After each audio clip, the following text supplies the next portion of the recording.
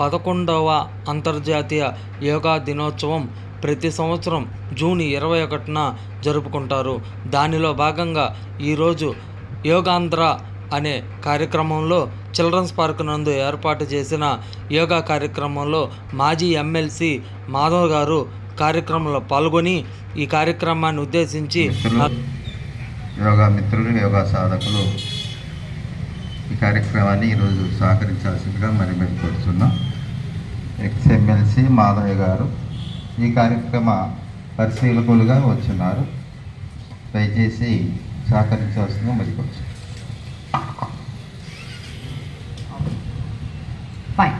Now we go for rotation చేద్దాము. స్లోగా గాలి వదిలేస్తూ మెడ కిందికి బెండ్ చేయండి.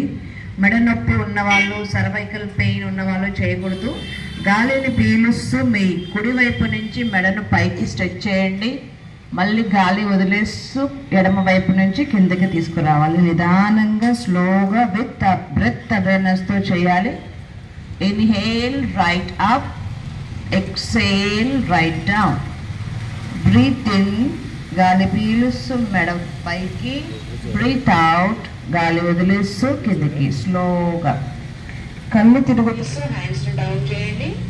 అగైన్ గాలి పీలుస్తూ స్లోగా అప్. 2 వచ్చిన తర్వాత give a nice stretch up. కొంచెం స్ట్రెచ్ ఇవ్వండి. ఎస్.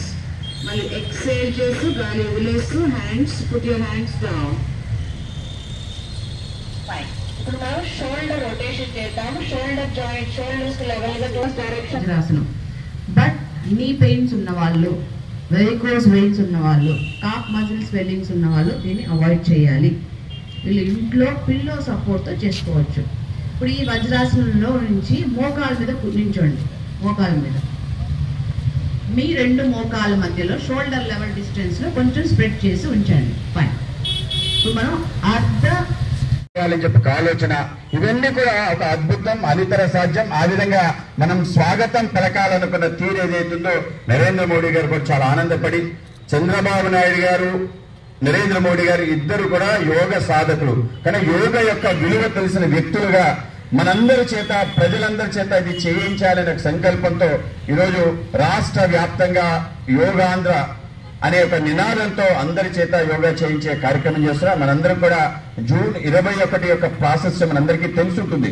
అంటే ప్రపంచంలో అన్ని తేదీలు ఉన్నాయి. ఈ తేదీకి ఉండే ప్రాముఖ్యత ఏంటంటే అన్ని రోజులు కూడా పగలు రాత్రి సమానంగా ఉండవు.